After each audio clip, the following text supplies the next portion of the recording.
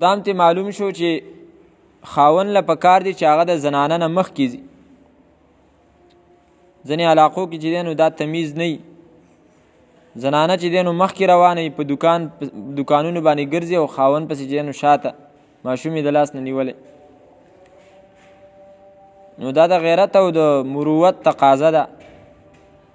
چې سړی په زنانه باندې نگران دی نو سړی به مخکې، زنانه به پسې وروستو. او دغه وجه ده چې کومه زمانه د نبی علیه صلات وسلام کې جماعتونو ته به زنانه حاضرېدلې نو هلته هم د صفونو په ترتیب باندې دا حکم چې اول صف به د نارینه وي، بیا به د ماشومان وي، بیا به د زنانه وي. او که بالفرض داسې زنانه داسې یو انساني چې هغه کې دواړه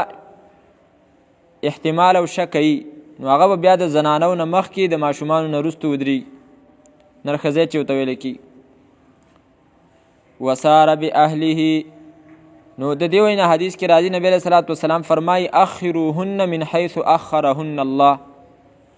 چې کوم ځای نه الله رسته کړي دي نو تاسو هم چې دی نو هغه رستو کوي. دا خبره اوس چې دی نو په دې ګاړو کې هم پکار ده چې زنانه په ګاړو کې ولې داسې ترتیب جوړ کړی شي چې هغه شاته وي.